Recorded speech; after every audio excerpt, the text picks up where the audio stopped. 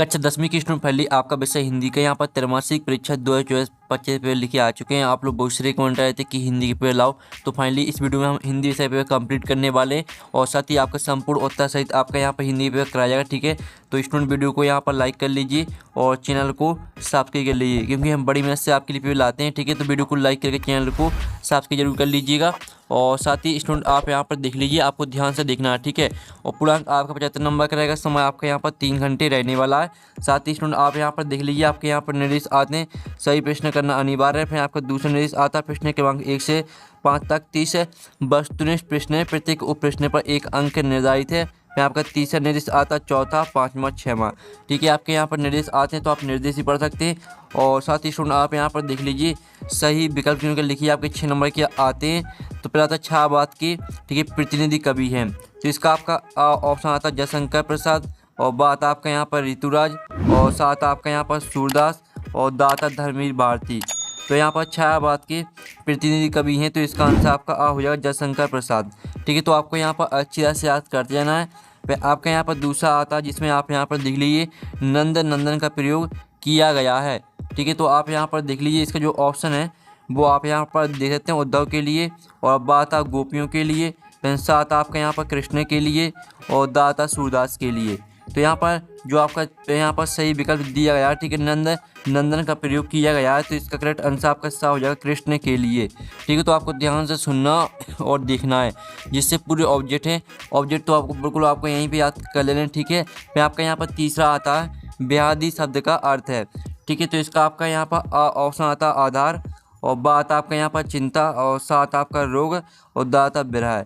ठीक है, तो बेहदी शब्द का अर्थ है, तो इसका राइट आंसर आपका क्या रहेगा? इसका राइट आंसर आपका रोग हो जाएगा। ठीक है, रोग आपका करेक्ट आंसर रहने वाला है। फिर आपका यहाँ पर चौथा आता है, जिसमें आप यहाँ पर देख लीजिए कस्बे के चौराहे पर प्रतिमा लगी थी। तो आपको बताना है कस्बे के चौराहे पर किसकी प्रतिमा लगी थी। ठीक है, यह आपको बताना है। तो आप यहाँ पर देख लीजिए महात्मा गांधी की, और बात आप भीमराव अम्बेडकर की, और साथ सरदार पटेल की, और दाता सुभाष चंद्र बोस की। तो यहाँ पर कस्बे के चौराहे पर प्रतिमा लगी थी। इसका जो राइट आंसर रहने वाला है वो आपका दा हो जाएगा सुभाष चंद्र बोस की।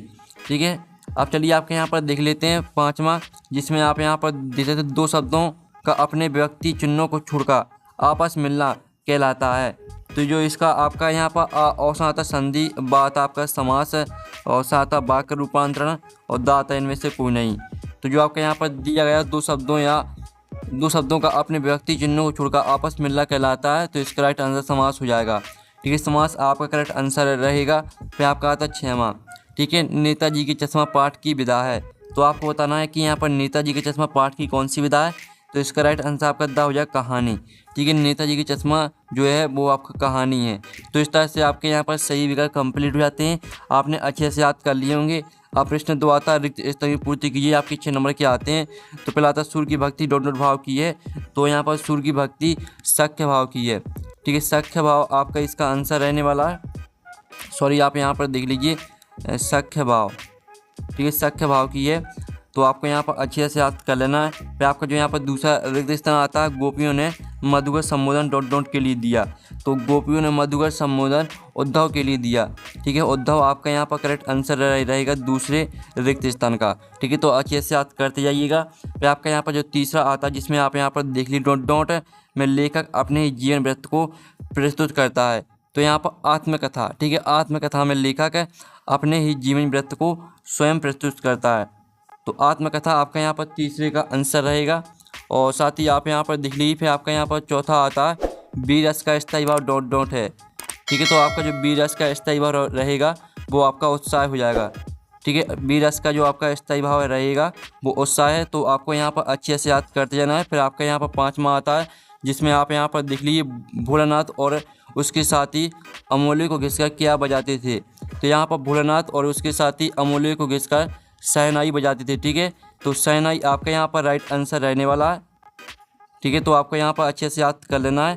अब चलिए आपके यहाँ पर 6वां रिक्त स्थान आता है, जिसमें आप यहाँ पर देख सकते हैं समास के भेद डॉट हैं। तो यहाँ पर समास के भेद जो होते हैं वो 6 होते हैं। ठीक है, तो आपका राइट आंसर 6 रहेगा। तो इस तरह से आपके जो यहाँ पर रिक्त स्थान वो कंप्लीट हो जाते हैं। अब चलिए आपका यहाँ पर नेक्स्ट क्वेश्चन देख लेते हैं। तो आप यहाँ पर देख सकते हैं आपके आते हैं सत्य असत्य का चयन करके लिखिए। आपके 6 नंबर के आते हैं। तो पहला आता है आपको गोपियाँ कृष्ण द्वारा चुराए गए अपने मन को वापस मांग रही हैं, तो जो आपका पहला रहेगा, ठीक है स्टूडेंट, पहला आपका यहाँ पर सत्य रहने वाला है, ठीक है। फिर आपका जो यहाँ पर दूसरा आता है एक अंक वाली रचना कहानी कहलाती है, तो यहाँ पर एक अंक वाली रचना एक अंक की कहलाती है, कहानी नहीं कहलाती है, तो ये आपका असत्य हो जाएगा। फिर आपका जो तीसरा आता है उपन्यास में कई कथाओं का समावेश होता है, तो ये आपका सत्य रहेगा। फिर चौथा आता है भोलानाथ को मैया की गोद से निकलकर ठीक है बाबूजी की गोद में शांति मिली, तो चौथा रहेगा वो आपका असत्य रहेगा। फिर पाँचवा आता लेखक शिवपूजन सहाय के पिता आटे की गोलियां मछलियों को खिलाते थे, तो ये आपका सत्य रहने वाला है। और जो छठवां आता जहाँ अलौकिक आश्रय का भाव उत्पन्न हो वहाँ विविध रस होता है, तो ये आपका असत्य रहेगा, ठीक है। इस तरह से आपके यहाँ पर सत्य असत्य कंप्लीट हो जाते हैं, आपने अच्छे से याद कर लिए होंगे। अब चलिए आपका आता है प्रश्न 4, सही जोड़ी बना के बनाइए। स्तंभ आ और बा में आपकी सही जोड़ी दी गई है। पहली आती है आधुनिक कबीर, आधुनिक कबीर को आपको यहाँ पर नागार्जुन से मैच करना है। फिर दूसरी आती है कहानी के तत्व, तो कहानी के तत्व होते हैं 6, ठीक है, तो 6 से मैच करना है। फिर जो तीसरी आती दोहा, तो दोहा को मैच करना आपको अर्ध सम्मात्रिक छंद से। फिर जो चौथी आती है संधि के प्रकार, तो यहाँ पर संधि के प्रकार होते हैं आपके, ठीक है, संधि के प्रकार आपको मैच करना 3 से। फिर जो आपके यहाँ पर आती है पाँचवीं आम के आम गुठलियों के दाम, तो इसको आपको दोहरा लाभ से मैच करना है। और जो आपकी 6वीं आती है, ठीक है, 6वीं आप यहाँ पर देख लीजिए निस्तबद्धता, तो इसको मैच करना आपको किससे, तो स्टूडेंट आपको यहाँ पर इसको मैच करना है सन्नाटा से, ठीक है। तो इस तरह से आपके यहाँ पर जो सही जोड़ी वो मैच हो जाती हैं, तो आप यहाँ पर स्क्रीनशॉट ले सकते हैं, ठीक है, और आपने अच्छी से याद कर ली होंगी। और साथ ही वीडियो को लाइक यहाँ पर जरूर कर लीजिएगा। अब चलिए प्रश्न 5 आता है, एक है शब्द वाक्य में उत्तर दीजिए। आपके 6 नंबर के आते हैं।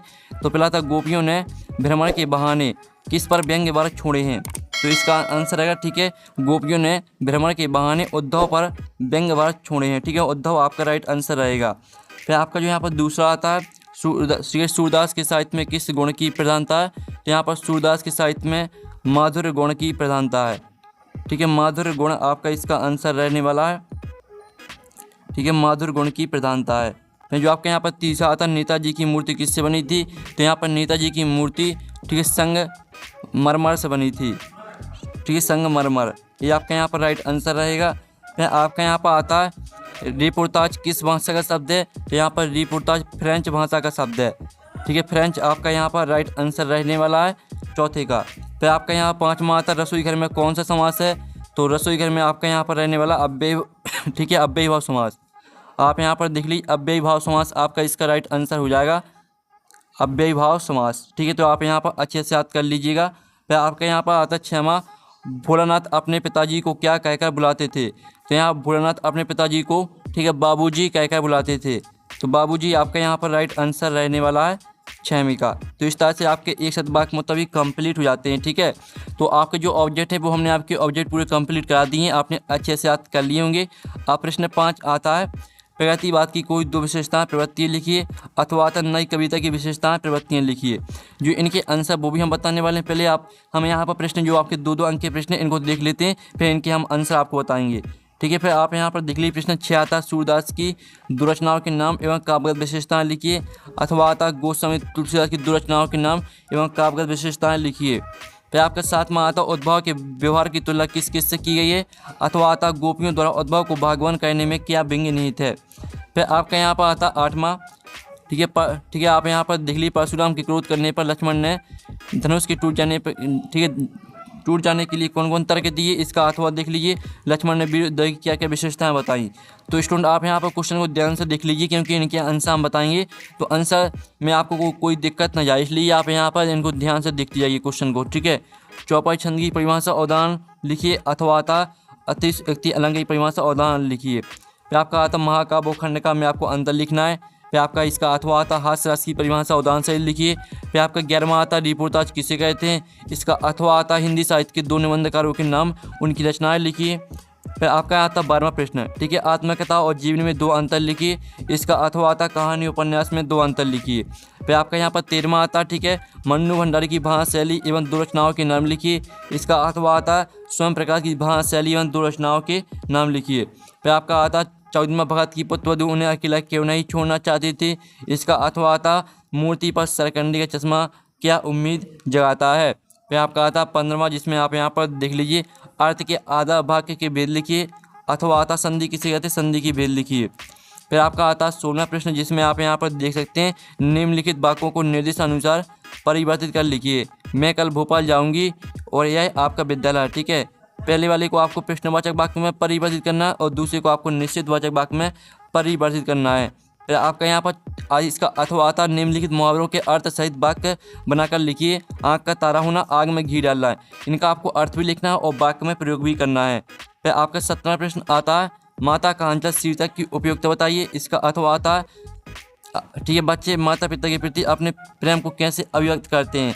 तो जो स्टूडेंट आपके यहाँ पर 2-2 अंक के प्रश्न दिए गए हैं 17 तक, इनके जो आंसर है वो हम यहाँ पर देख लेते हैं। तो स्टूडेंट आप यहाँ पर देख लीजिए, ये आपका यहाँ पर जो प्रश्न 5 दिया गया था, प्रतिवाद की विशेषताएं लिखिए।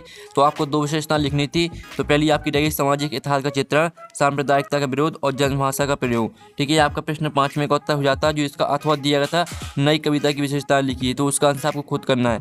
हम सिर्फ आपको एक क्वेश्चन का आंसर कराएंगे, ठीक है। फिर आपका 6वें प्रश्न का आंसर देख लीजिए, जो आपके यहाँ पर दिया गया था सूरदास की आपको 2 रचना लिखनी थी और भावपक्ष कलापक्ष लिखना था, ठीक है। तो आप यहाँ पर देख लीजिए सूरदास की रचना हो जाएंगी सूर सागर, सूर शरावली, भावपक्ष और कलापक्ष आप यहाँ पर देख लीजिए। ये आपका 6वें प्रश्न का आंसर यहाँ पर हो जाता है।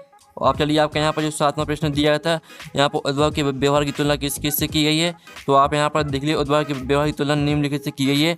कमल के पत्तों से, जो कमल जो जल में रहकर भी उससे प्रभावित नहीं होते हैं। इसका आपका यहाँ पर खा पॉइंट देख लीजिए, ठीक है। तो अच्छे से आपको याद कर लेना है।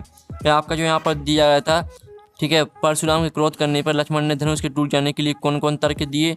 तो इसका आंसर भी आप यहाँ पर देख लीजिए। इस तरह से आपका इसका आंसर रहने वाला है, ठीक है। हमें तो यह असाधारण शिव धनुष साधारण धनुष की भांति लगा। फिर आपका दूसरा रहेगा श्री राम को तो ये धनुष नए धनुष के समान लगा, ठीक है। फिर आप तीसरा पॉइंट, चौथा, 5वां पॉइंट यहाँ पर देख सकते हैं और अच्छे से आपको याद करना है। फिर आपका जो यहाँ पर दिया गया था, ठीक है, तो आपका यहाँ पर चौपाई छंद की आपको परिभाषा उदाहरण सही लिखनी थी। तो आप यहाँ पर देख लीजिए, यह एक मात्रिक समछंद है और इसमें 4 चरण होते हैं। इसकी हर एक चरण में 16 मात्राएं होती है और चरण के आखिरी में जगण और तगड़ का आना वर्जित है। इसका उदाहरण भी आप यहाँ पर देख लीजिए। आपका 9वें प्रश्न का आंसर हो जाता है। फिर जो आपका 10वां प्रश्न दिया है, तो महाकाव्य और खंडकाव्य में आपको अंतर लिखना था। तो आप यहाँ पर देख लीजिए, महाकाव्य में नायक के संपूर्ण जीवन का बना रहता है और खंडकाव्य में जीवन किसी एक खंड का बना रहता है। महाकाव्य में कई छंदों का प्रयोग होता है, ठीक है। खंडकाव्य में केवल एक ही छंद का प्रयोग होता है। महाकाव्य अनेक सर्गों में विभाजित होता है, खंडकाव्य में एक ही सर्ग होता है, ठीक है। इस तरह से पूरा आपका यहाँ पर याद कर लेना है। अब आपका यहाँ पर जो 11वां दिया गया था, रिपोर्टाज किसे कहते हैं, ठीक है। तो आप यहाँ पर देख लीजिए, रिपोर्टाज किसी घटना के यथातथ्य वर्णन को कहते हैं। रिपोर्ट सामान्य रूप से, ठीक है, समाचार पत्र के लिए लिखी जाती है और उसमें साहित्यिकता नहीं होती। रिपोर्ट के कलात्मक तथा साहित्यिक रूप को रिपोर्ट, ठीक है, रिपोर्टाज कहते हैं। तो इस तरह से आपके यहाँ पर रहने वाला 11वें प्रश्न का आंसर जो इसका अथवा है, तो अथवा, ठीक है, अथवा का आंसर आपको खुद करना है। हम आपको सिर्फ एक प्रश्न का आंसर करा रहे हैं। जो आपके यहाँ पर दिया गया था आत्मकथा और जीवनी में अंतर लिखना था, तो ये आपका आत्मकथा और जीवनी में अंतर है, जो कि आपका 12वें प्रश्न का आंसर है, ठीक है। अब चलिए आपके यहाँ पर देख लेते हैं। जो 13वां प्रश्न आपका दिया गया था, मन्नू भंडारी भाषा शैली की 2 रचनाओं के नाम लिखिए। तो आप यहाँ पर देख लीजिए, आपकी 2 रचना रहेंगी, आपका बंटी और मैं हार चुकी, ये आपकी 2 रचना रहेंगी। इनकी भाषा आप यहाँ पर देख लीजिए और इनकी शैली आप यहाँ पर देख लीजिए, ठीक है। आपकी भाषा शैली भी हो जाती है। अब चलिए आपका यहाँ पर जो 14वां प्रश्न दिया था, भगत की पुत्रवधू उन्हें अकेला क्यों नहीं छोड़ना चाहती थी। तो इसका आंसर आप यहाँ पर देख लीजिए, भगत की पुत्रवधू उन्हें अकेला छोड़कर नहीं जाना चाहती थी, क्योंकि भगत के बुढ़ापे का वह एकमात्र सहारा थी। उसके चले जाने के बाद भगत की देखभाल करने वाला कोई नहीं था। इस तरह से आपका आंसर रहने वाला है, ठीक है। तो याद कर लीजिएगा। फिर जो आपका 15वां यहाँ पर दिया गया, अर्थ के आधार पर वाक्य के भेद लिखिए। तो अर्थ के आधार वाक्य के भेद होते हैं 8, ठीक है। विधानवाचक वाक्य, निषेधवाचक वाक्य, प्रश्नवाचक वाक्य, विस्मयादिवाचक वाक्य, आज्ञावाचक वाक्य, इच्छावाचक वाक्य, संकेतवाचक वाक्य और संदेहवाचक वाक्य, ठीक है। ये आपका 15वें प्रश्न का आंसर रहेगा और 16वें प्रश्न का आंसर आपको खुद करना है। और जो 17वां प्रश्न आपका दिया गया था, माता का अंचल शीर्षक की उपयोगिता बताइए, ये आपका 17वें प्रश्न का आंसर है, ठीक है। तो अच्छे से आपको याद कर लेना है। अब चलिए आपके जो 3-3 नंबर के प्रश्न वो देख लेते हैं। तो स्टूडेंट आप यहाँ पर देख लीजिए, आपका प्रश्न 18 आता है, निम्नलिखित पद्यांश की संदर्भ प्रसंग सहित भावार्थ लिखिए। तो आप यहाँ पर देख लीजिए, उद्धव तुम हो अति बड़भागी, ठीक है। इस तरह से आपका यहाँ पर दिया गया, तो इसका आपको संदर्भ प्रसंग सहित व्याख्या लिखनी है। इसका अथवा भी आप यहाँ पर देख सकते हैं। जो इनके आंसर वो भी हम करा देंगे। अब चलिए आपका यहाँ पर 19वां क्वेश्चन देख लेते हैं। तो आप यहाँ पर देख सकते हैं निम्नलिखित गद्यांश की संदर्भ प्रसंग सहित भावार्थ लिखिए। ठीक है, ये आपका गद्यांश दिया गया, बार बार सोचते क्या होगा उस काम का जो अपने देश की खातिर। ठीक है, इस तरह से आपका दिया गया है और इसका अथवा भी आप पढ़ सकते हैं। ठीक है, तो इसका आपको संदर्भ प्रसंग सहित व्याख्या लिखनी है। फिर आपका 20वां प्रश्न आता है जिसमें आप यहाँ पर देख सकते हैं निम्नलिखित विषय पर अनुच्छेद लिखिए। परोपकार का महत्व विषय पर एक अनुच्छेद लिखना आपको, और विज्ञापन लेखन से क्या आशा है इसका अथवा आप यहाँ पर देख लीजिए। फिर आपका 21वां आता है निम्नलिखित आपरित काव्यांश को पढ़कर पूछे गए प्रश्न के उत्तर लिखिए। तो इसके 3 प्रश्न आते हैं, तीनों प्रश्न के उत्तर आपको इसी काव्यांश से मिल जाएंगे, सिर्फ आपको काव्यांश को ध्यान से पढ़ना है। फिर इसका आपका गद्यांश आता है यानी अथवा का आता है, तो इस गद्यांश काफ़ी ईजी रहता है काव्यांश के तुलना में। ठीक है, तो आपके 3 प्रश्न आते हैं, तीनों प्रश्न के उत्तर आपको इसी गद्यांश से मिल जाएंगे। फिर आपका 22वां प्रश्न आता है और ठीक है 23वां। तो इस तरह से पूरा आपका पेपर कंप्लीट हो जाता है। और साथ ही जो आपके 4 नंबर के प्रश्न और 3 नंबर के प्रश्न हैं इनका सॉल्यूशन आपको टेलीग्राम ग्रुप में मिल जाएगा। और पेपर का PDF डाउनलोड करना चाहते हैं तो उसकी लिंक वीडियो की डिस्क्रिप्शन दी गई, तो वहाँ से आप पेपर का PDF डाउनलोड कर सकते हैं। तो हम यहाँ पर नेक्स्ट वीडियो में मिलते हैं। Thanks for watching.